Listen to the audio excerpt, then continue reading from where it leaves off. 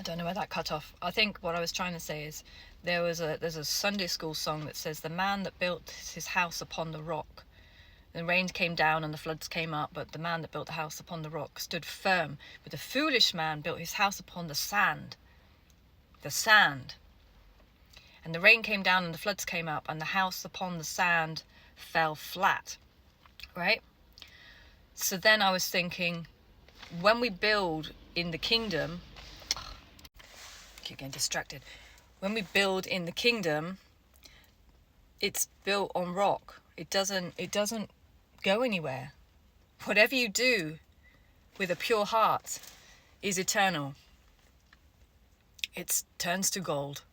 And you might not see it. I was surprised when I look back at what I've created in 47 years. There's so much to this. I don't even know how to articulate it all.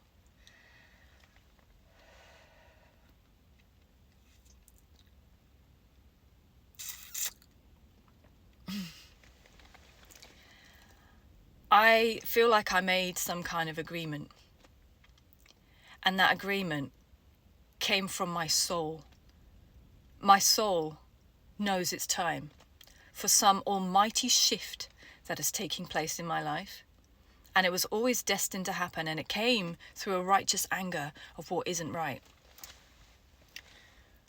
I've been looking at the American politics. I've been looking at the whole my body, your body, my choice.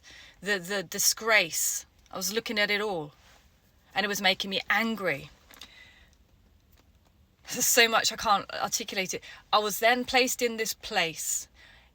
It was full of rose petals, soft rose petals, and I was warm and snug, and I knew I was in the womb of God. I was in this womb made of rose petals, and it was soft and it was cozy, and I was safe and I was home. And every rose petal was an experience, and those rose petals would come up and they'd come to my face and they'd reveal what they were to me in my life. One of them was my ex-husband, and he came to me and he was love. He appeared to me as love. And then it wasn't until he turned that the other side, the flip side of this petal was black. And then it was when it had the absence of that marriage, the love in the marriage, that I realized what it felt like to have the love. I didn't realize what that love felt like until there was an absence of it. And then my mother came, and it was just like, I can't explain, like it just merged. It was all love, but I couldn't articulate what it felt like until there was an absence of it. And she died, and I was the absence of my mother's love makes me understand what a mother's love feels like. And then all these petals were coming one by one to my face. The absence of a grandfather, the absence of children that I've lost, the absence of what it feels like to carry a baby in your womb, what it feels like to be a mother, to be a daughter, to be a sister, to be a wife, to be a partner. None of those things could be our tangible experiences until there was almost the opposite. And then it dropped into my spirit. When you look at the world and you're feeling that anger, it's because it's showing you what is not the kingdom. You have to have the other side.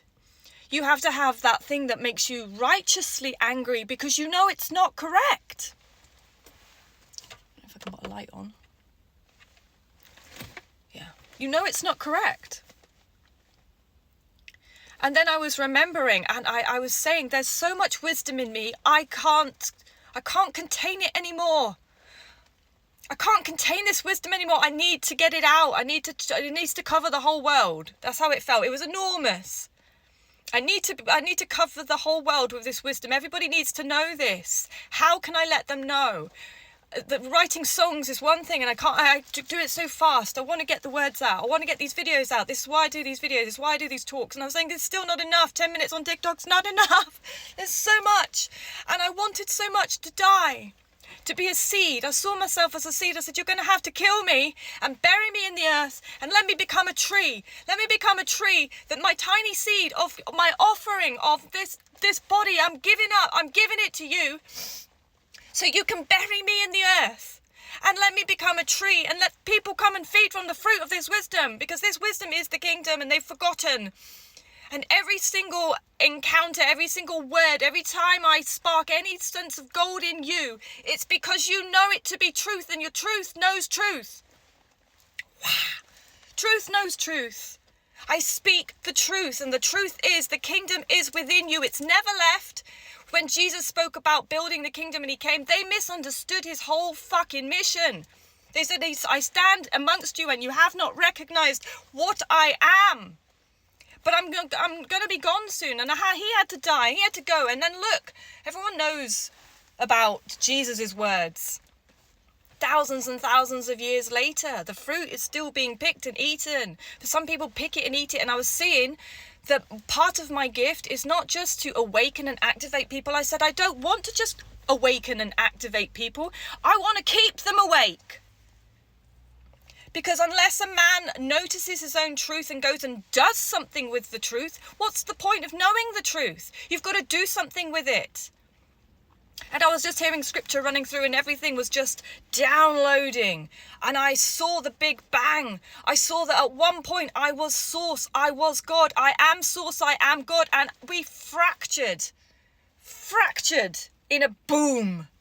And we were sent everywhere. The whole universe is God. Little aspects of God, different realms, different principalities, those experiences where I'm in all these realms. Of course, I remember them because I'm consciousness and I'm connected to all those things.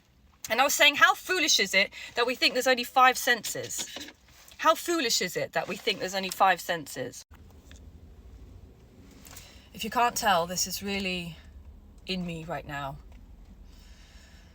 It's powerful. And this was why I was crying out, don't let me forget. Enough of me forgetting. Let me retain it, let me remember it, and let me live it now. I don't want to keep forgetting. And, I had a little awakening. Well done. That's not enough. It's not enough to have these awakenings. What's the point of having awakenings if you don't retain it and do something with it? What are you going to do with your awakening? And I want to tell you that suffering the suffering, that was your biggest gift. The flip side of the petal, the dark, the absence of whatever you've lost, you've gained, because now you have a perception and you have what is it? You understand, you comprehend what love is, because you know what it's like to lose it. And it's not about us. It's about us as a body. It's about waking up. And I was just saying, please, let me wake them up. Let me show them. And I was seeing, like I was saying about the 6th sense, 5 sense. We've been taught, we're told we're human, that we're not super powerful. We are. If only we could just taste and activate and use. It's time to start doing. Faith without works is dead. A body without its spirit is dead. What's the point of having an awakening? We're not having awakenings for awakenings. That was a nice feeling. I was one with the universe. Great. What are you going to do with it? What's the purpose? What's the arrowhead? What are you here to do with it? With great power comes great responsibility. What are you going to do with your power? We need to get to a place, I don't think there's a particular time in the sense of time, when the whole world is filled with the glory of the kingdom. That's new earth. That is, we've done it. Then there's something else. There is something else. But until we can even get there, we need to wake up. We need to wake up and we need to stay awake. And we need to take the plough to the land and we need to start building this kingdom. And I'm going to have to do a 3rd video.